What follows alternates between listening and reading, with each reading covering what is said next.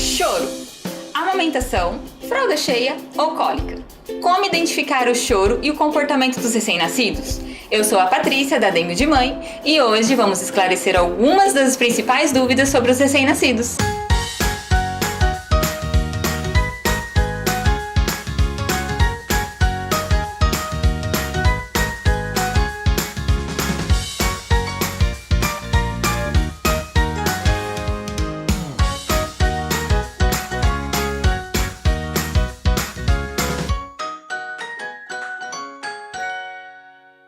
E para falar sobre este assunto, nossa convidada de hoje é Renata Bermudes, da consultoria Sosseguinho. Tudo bem, Renata? Tudo bem, Patrícia. Obrigada pelo convite. Imagina, é uma honra recebê-la. Renata, conta um pouquinho da Sosseguinho, da Renata, desse novo projeto. A Sosseguinho, ela surgiu há quase 10 anos atrás, aqui em Cuiabá mesmo, com o nascimento da minha primeira filha, que é a Helena. Quando a Helena nasceu, a gente estava longe da família, a 2.000 quilômetros de distância, e ela era um neném que não dormia de jeito nenhum. Então, com 3 meses, eu tinha que sacudir ela vigorosamente para ela dormir. Ficava 1 hora fazendo dormir, quando ela dormia, que eu ia colocar no berço, ela acordava chorando de novo. E aí eu resolvi estudar o assunto, porque eu comecei a pensar que alguma coisa eu estava fazendo de errado, porque ela era saudável, estava tudo bem com ela. E aí eu desenvolvi uma metodologia para aplicar com a minha filha. Depois, com o passar do tempo, as pessoas foram perguntando como que eu fazia, como que eu conseguia que ela dormisse tão bem. E aí, claro, fui estudando um pouco mais, fui aprofundando e cheguei nessa metodologia agora bem mais aprimorada, que é a da Sosseguinho. Depois, mais tarde, a Sosseguinho evoluiu também para uma consultoria de disciplina positiva, conforme as outras fases das crianças vêm vindo, né? Sim. A gente vai mudando o foco. Vai acompanhando o neném, né? E o choro, Renata? Quando a gente recebe um recém-nascido, é tudo tão novo para aquela família, o casal principalmente, que às vezes não tem o suporte, a ajuda, a gente fica tão perdido, né? Como identificar esse choro? Porque às vezes tem N motivos, né? Fralda cheia, sono, uma irritabilidade. Como que a gente começa, assim? Qual que é o ponto de partida? A primeira coisa a primeira dificuldade normalmente é ouvir o choro, né? Porque quando o bebê começa a chorar, praticamente começa uma gincana para fazer o bebê parar de chorar. E o choro do bebê é a única forma de comunicação que ele tem. Então o que eu falo para as mães é assim, em vez de ficar preocupada em fazer com que o bebê pare de chorar imediatamente, dá uma observadinha nele. Por exemplo, tem algumas dicas interessantes para o recém-nascido, que é o choro de fome. Eles têm um reflexo de sucção, então eles colam a ponta da língua no céu da boca e o choro fica um nhé, nhé. Esse choro normalmente é fome, porque eles estão sugando. Sim. Né? Quando é um choro de sono, ele é um choro que abre mais a boquinha, quase como se fosse um bocejo, então fica um choro mais Então a gente, quando vai ouvindo esse choro, a mãe que consegue não se desesperar, que é difícil. Então, muitas vezes esse choro é de insegurança, porque eles saíram da barriga onde eles estavam apertadinhos, quentinhos, e aí eles saem e eles têm essa adaptação para o meio externo. Isso gera muito choro, é um trauma, na verdade. Isso que antigamente minha mãe fazia era o charutinho, né? Isso, ainda se usa. Minha mãe usou, me ajudou. Ou redutores de berço, né? Então ajuda muito o bebê a ficar aconchegadinho, porque na barriga ele ficava bem apertadinho. Olha só. E sobre o sono, Renata? Como a gente consegue fazer com que eles não troquem dia pela noite?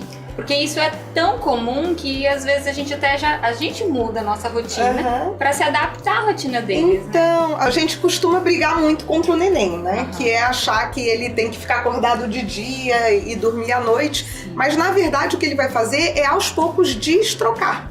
Porque dentro da barriga ele estava no escuro e é aí que ele se sente mais confortável para abrir os olhos, para explorar o ambiente. A claridade incomoda muito eles. E depois dentro da barriga também é muito barulhento, então aquele silêncio da noite é angustiante, o bebê não quer ficar sozinho no silêncio da noite. Então o natural é que eles nasçam trocando o dia pela noite e com o passar dos dias isso vai sendo organizado e eles vão passando a dormir mais à noite e menos de dia. Isso vai acontecer naturalmente. O que a gente deve fazer é dar bastante colo para a criança durante o dia, mesmo que ela esteja dormindo, para ela ter essa necessidade de contato físico e não buscar isso à noite, e de preferência amamentar. Porque o leite da mãe, ao contrário do da mamadeira, ele tem os hormônios de sono que vão ajudar na regulação do ciclo circadiano do bebê. Olha só que interessante isso. Incrível. E a amamentação? Essa é outra dúvida que as mães têm. Será que eu tô amamentando direito? Será que meu filho tá passando fome? Né? Ou toda hora que o neném chora, a gente sempre ouve, coloca no peito.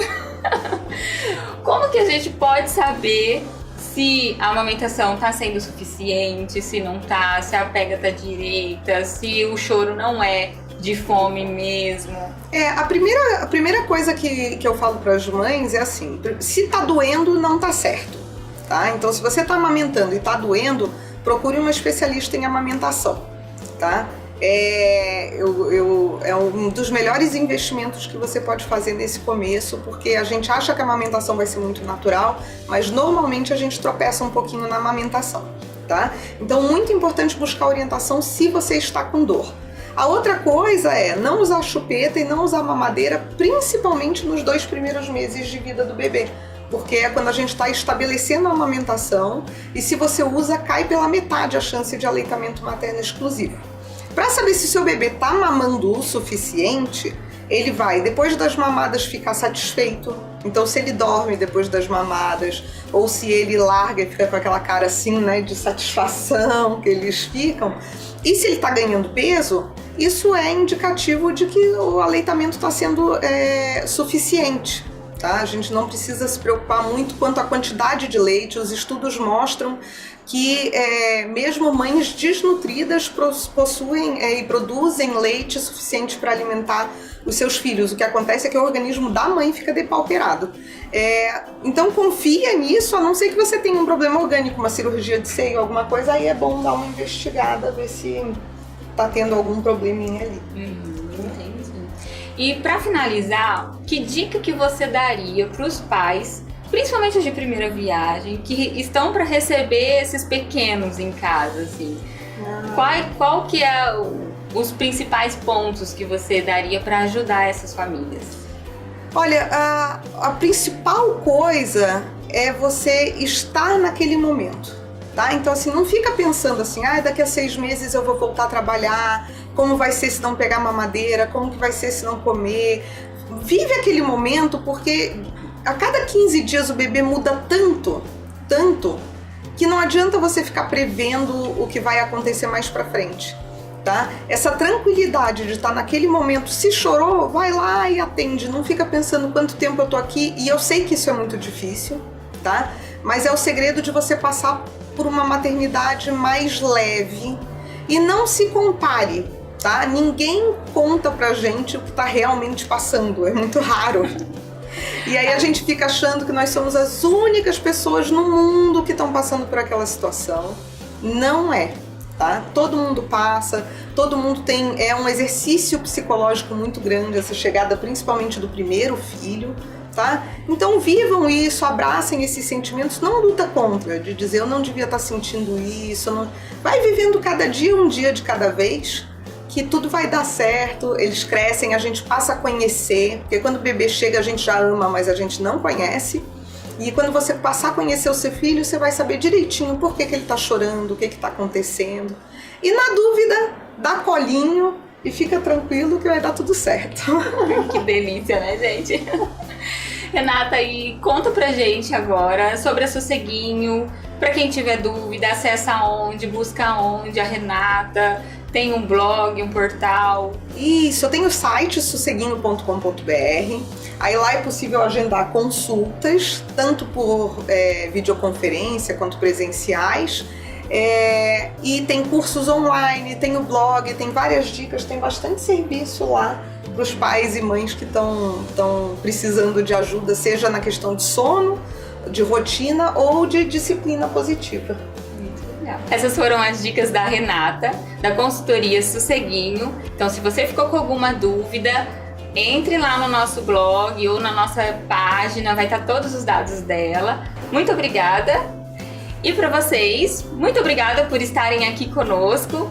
Logo, logo nós teremos muito mais dicas, muito mais novidades com profissionais excelentes. Então acompanhe a gente, fique ligadinho E convidem, compartilhe, mande suas dúvidas, mande seus vídeos, mande o vídeo do seu denguinho, gente. Será um prazer ter eles aqui conosco, tá bom? Muito obrigada, um beijo, tchau, tchau.